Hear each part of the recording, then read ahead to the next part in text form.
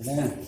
नमस्कार प्यारे बच्चों, आप सभी के अभिभावकों से मेरा नमस्कार। इसके पहले आप लोग को मैं भूगोल में पाठ तीसरा पढ़ाया और उस पाठ में जो है भारत के प्राकृतिक विभाग के 2 भाग पढ़ाए गए हैं। कितने भाग? 2 भाग। और आप सभी लोग इसके पहले जो 2 पाठ पढ़ा दिया गया है उस वीडियो को देखिए और जो ग्रे कार्ड दिया गया है उसको आप सभी लोग करके जो है ग्रुप पर भेजिए आप सभी लोग, जिससे आप लोगों को चेक करने में आसानी हो। तो आज आप लोग जो है फिर से इस पाठ को शुरू करते हैं। पाठ का नाम है प्राकृतिक संरचना एवं अपवाह तंत्र। प्राकृतिक संरचना एवं अपवाह तंत्र। तो आज इस पाठ में हम जो है भारत को कितने प्राकृतिक भागों में बांटा गया है, इसके पहले मैं बताया आप लोगों को कि भारत को 5 प्राकृतिक भागों में बांटा गया है। इसके पहले 2 उत्तर पर्वतीय प्रदेश यानी हिमालय का पर्वतीय प्रदेश और दूसरा जो है उत्तर भारतीय मैदान। 2 विभाग को जो है बढ़ा दिया था। आज तीसरा विभाग चालू करता हूँ। तीसरा विभाग क्या है प्यारे बच्चों? प्रायद्वीप। क्या है? प्रायद्वीप।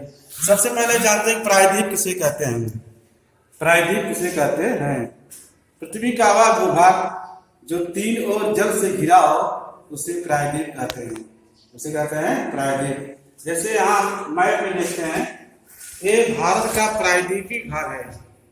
आप लोग ध्यान देखिएगा, ये हमारे देश क्या है? प्रायद्वीपीय विभाग है। क्या है? प्रायद्वीपीय विभाग है। यह शंक्वाकार आकार का है। इसके पश्चिम में अरब सागर है, पूर्व में बंगाल खाड़ी है और दक्षिण में हिंद महासागर है। क्या है? हिंद महासागर। तो यह क्षेत्र जो है तीनों ओर जल से घिरा हुआ है, इसलिए इसको प्रायद्वीप कहते हैं। क्या कहते हैं? प्रायद्वीप। तो हमारे देश का जो प्रायद्वीपीय विभाग है वो सबसे बड़ा विभाग है, जिसको प्रायद्वीपीय पठार के नाम से हम लोग जानते हैं। आइए देखते हैं क्या यहाँ पर है कि भारतीय प्रायद्वीप नामक प्राकृतिक विभाग उत्तर भारतीय मैदान के दक्षिण में फैला हुआ है। यह प्रदेश हिंद महासागर की ओर शंक्वाकार होता गया है। प्रायद्वीप पठार की जानकारी निम्नलिखित मुद्दों के आधार पर दी गई है। निम्नलिखित मुद्दों के आधार पर दी गई है। प्रायद्वीपीय पठार जो है वो शंक्वाकार आकार में है। जैसे है शंक्वाकार में, जैसे जैसे यहाँ देखिए हिंद महासागर तरफ जाएगा यह भाग, इसका भाग चौड़ा है, लेकिन जैसे जैसे हिंद महासागर तरफ जाएंगे वैसे इसका भाग जो होता है कम होता जाता है। हम लोग देख रहे हैं यहाँ इसका भाग क्या है? चौड़ा है, शंख के आकार का है, लेकिन जैसे जैसे नीचे तरफ जाएंगे इसका भाग क्या जाता है? छोटा होता जाता है। तो यहाँ दिया है किसके जो है निम्नलिखित मुद्दों के आधार पर दी गई है। प्रायद्वीप पठार की जानकारी निम्नलिखित मुद्दों के आधार पर दी गई है। पहला है उत्तरी भाग में अरावली पर्वत, दूसरा है मध्य भाग में विंध्य सतपुड़ा पर्वत, तीसरा है पश्चिमी भाग में पश्चिमी घाट और चौथा है पूर्वी भाग में पूर्वी घाट। एक बार फिर से हम लोग मैप को देखते हैं। उत्तर भाग में दिया गया अरावली पर्वत। यहाँ पर अरावली पर्वत दिखा है बच्चों। अरावली पर्वत कहाँ पर है? राजस्थान में। कहाँ पर है? राजस्थान में। तो ये प्रायद्वीपीय पठार का सबसे उत्तरी भाग है जो अरावली पर्वत से शुरू होता है। कहाँ शुरू होता है? अरावली पर्वत से। इसके मध्य में जो है विंध्य और सतपुड़ा पर्वत है। विंध्य और सतपुड़ा 2 पहाड़ियां यहाँ पर हैं, विंध्य और सतपुड़ा के नाम जानी जाती हैं। उसके बाद जो है आगे आएंगे तो पश्चिमी घाट है। क्या है? पश्चिमी घाट। और फिर जो है पूर्वी घाट का यहाँ इसमें समावेश किया गया है। ये हमारा प्रायद्वीपीय भाग है। क्या है? प्रायद्वीप भाग, जो हमारे देश का सबसे बड़ा पठारी क्षेत्र माना गया है। इसको पठार कहते हैं। कहते हैं पठार। तो यह पठार जो हमारे देश का सबसे मजबूत क्षेत्र माना गया है। इस पठार में राजस्थान का कुछ हिस्सा है, मध्य प्रदेश है, कर्नाटक है और तेलंगाना है और छत्तीसगढ़ आदि जैसे राज्यों का समावेश होता है। केरला का भी हिस्सा इसमें है। ये हमारे देश का सबसे बड़ा भाग है, इसको प्रायद्वीप के नाम से जानते हैं। और अब देखते हैं हमारा जो चौथा भाग है वह है तटीय प्रदेश। क्या है? तटीय प्रदेश। प्रायद्वीप के पूर्व और पश्चिम में लगभग 7500 किलोमीटर लंबा तटीय प्रदेश है। इसके 2 भाग किए गए हैं, एक है पश्चिमी तटीय प्रदेश और दूसरा है पूर्वी तटीय प्रदेश। प्रायद्वीप के पूर्व और पश्चिम में लगभग 7.5 यानी 7500 किलोमीटर लंबा तटीय प्रदेश हमारे देश में उपलब्ध है। अब यहाँ पर देखेंगे तटीय प्रदेश देखिए आप लोग 4 गुजरात से लेकर के ऐसे ऐसे यहाँ चले जाएंगे हम लोग, 4 जहाँ लिखा गया है ये हमारा तटीय प्रदेश है। क्या है? तटीय प्रदेश। इसकी कुल लंबाई प्यारे बच्चों 7500 किलोमीटर है। कितनी है? 7500 किलोमीटर। 7500 किलोमीटर लंबा समुद्र तट अपने देश को मिला है, अपने देश के पास उपलब्ध है 7500 किलोमीटर। अब देखते हैं इसके 2 भाग किए गए हैं, एक पश्चिम तटीय प्रदेश और दूसरा क्या है? पूर्व तटीय प्रदेश। पश्चिम तटीय प्रदेश की क्या विशेषता है? नंबर 1 है अरब सागर से लगा तट, यह अरब सागर से लगा हुआ है। दूसरा है पथरीला एवं कम चौड़ा तट है, यह पथरीला एवं कम चौड़ा है। और तीसरा है तट पर पश्चिमी घाट से अधिक गति से बहने वाली अनेक नदियों का यहाँ मिलना होता है। पश्चिमी घाट से जो नदियां बहती है तेज गति से पश्चिम की तरफ, वह इस तट पर आकर के तेज गति से मिलती हैं। चौथा है तटीय प्रदेश में नदियों के मुहाने के पास बहुत सारी खाड़ियां हैं, जहां पर जो है नदियां गिरती हैं वहां पर तट के पास अनेक खाड़ियां पाई जाती हैं। अगला है पूर्व तटीय प्रदेश। क्या है? पूर्व तटीय प्रदेश। यह बंगाल की खाड़ी से लगा तट है। और दूसरा इसकी विशेषता है कि नदियों के निक्षेपण कार से बना अधिक चौड़ा तट है। यहाँ पर बहुत सारी नदियों का मिलन होता है जिनके निक्षेपण से जो है एक चौड़ा तट बना गया है। तीसरा है तट पर पश्चिम और पूर्वी घाट से बहती हुई आकर मिलने वाली अनेक पूर्व वाहिनी नदियां मिलती हैं। चौथा है तटीय प्रदेश में नदियों के मुहाने के पास त्रिभुज प्रदेश है। कौन सा प्रदेश है? त्रिभुज प्रदेश है।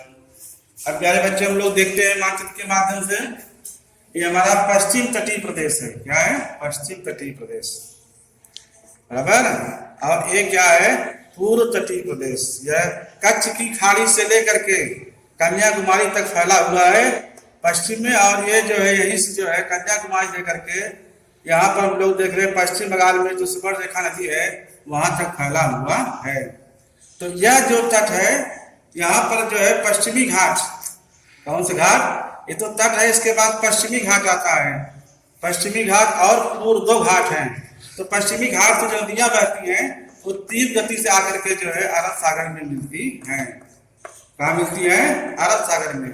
जैसे जो है तापी और नर्मदा, ये नदियां क्या है? पश्चिमी वाली नदियां हैं जो अरब सागर में आकर के जो है मिलती हैं। और दूसरा जो है पूर्व तटीय प्रदेश, यहाँ पर बड़े पैमाने पर नदियों का निक्षेपण होता है, जैसे कावेरी है, गोदावरी है।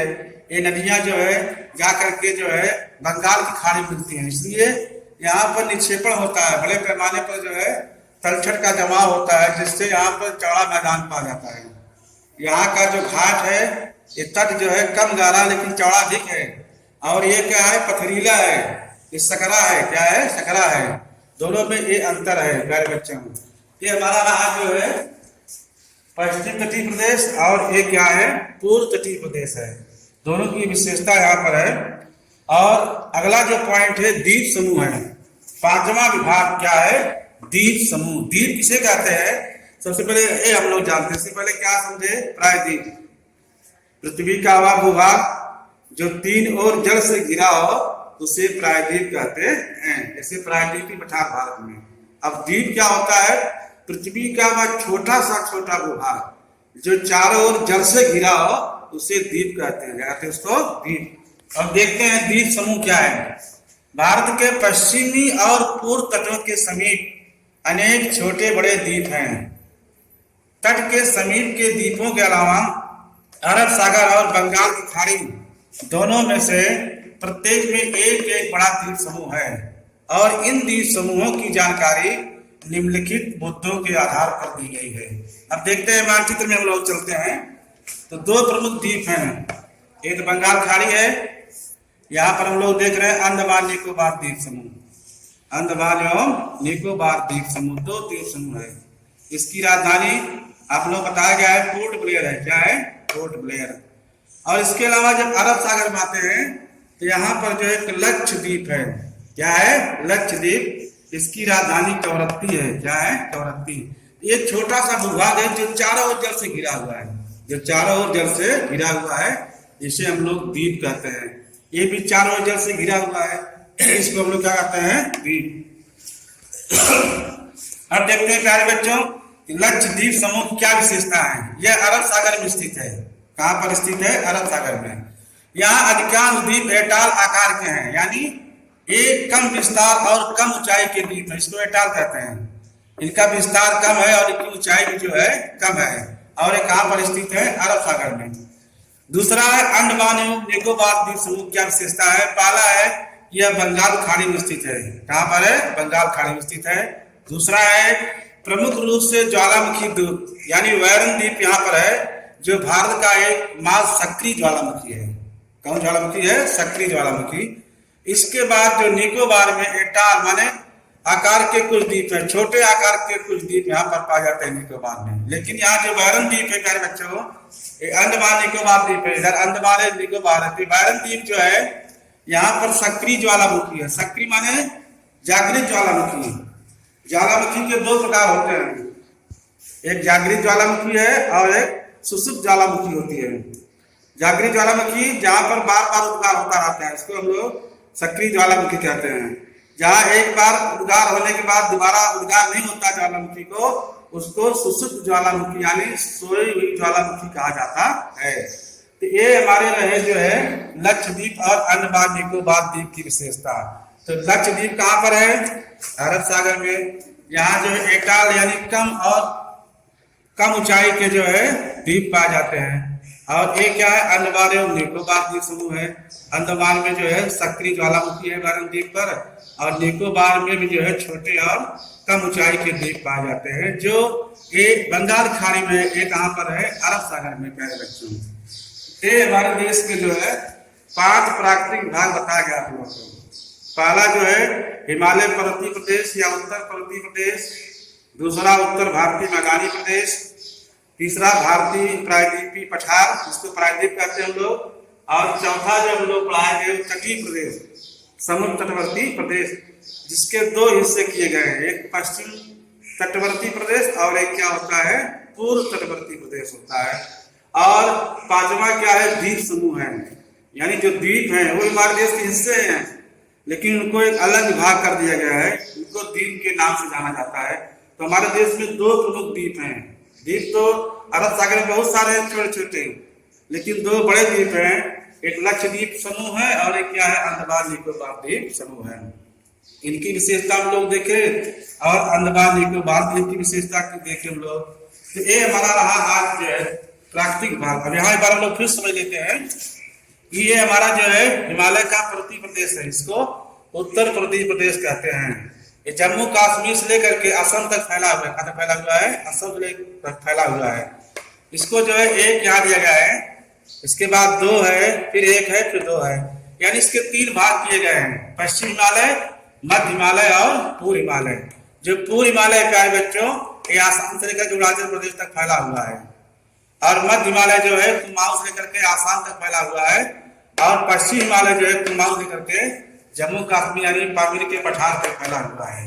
दूसरा भाग हम लोग पढ़े थे जो वह उत्तर भारतीय मैदान था। क्या था, उत्तर भारतीय मैदान, राजस्थान, पंजाब, हरियाणा, उत्तर प्रदेश और पश्चिम बंगाल तथा असम जैसे राज्यों का समावेश होता है। तीसरा हम लोग आज पढ़े जो वह प्रायद्वीपीय विभाग है, जो सबसे बड़ा विभाग है, जो सबसे बड़ा विभाग माना जाता है। हमारा भारतीय पठारी क्षेत्र जो सबसे मजबूत इलाका है हमारे भारत देश का, सबसे मजबूत स्थिति यहाँ पर है, क्योंकि ये बेसार चट्टानों से बना हुआ है, इसलिए यह हिस्सा बहुत मजबूत होता है। चौथा जो है हम लोग पढ़े जो है वो समुद्र तटवर्ती मैदानी प्रदेश, माने पूर्व तटवर्ती मैदानी प्रदेश और पश्चिम तटवर्ती मैदानी प्रदेश। 5वां जो है था द्वीप समूह। क्या था, द्वीप समूह। ये है हमारे जो है प्राकृतिक विभाग, इसको आप सभी लोग जो है ध्यान से पढ़ेंगे। आज का जो कार्य यहाँ पर दिया गया है कि प्रायद्वीप किसे कहते हैं, प्रायद्वीप किसे कहते हैं। दूसरा है तटीय प्रदेश किसे कहते हैं, इसकी विशेषताएं देखो। ये प्राकृतिक संरचना में ये जो गृहकार दिया गया है तो सब सबको करना है। और प्राकृतिक संरचना एवं अपवाह तंत्र, इसमें प्राकृतिक भारत के प्रमुख प्राकृतिक भागों को बता दिया गया है। इसके बाद जब हम कल फिर शुरू करेंगे तो ब्राजील के प्रमुख जो है प्राकृतिक भाग को बताएंगे। उसके बाद अपवाह तंत्र यानी नदी प्रणाली को पढ़ाएंगे। ब्राजील की कौन नदियां हैं और भारत कौन नदियां हैं, कौन कहां से निकलती हैं, इन सब पे आप लोगों को ध्यान देना है। और गृह कार्य करके आप लोग ग्रुप में भेजिए, बहुत सारे बच्चे दे नहीं रहे हैं। धन्यवाद। कितना भेजा?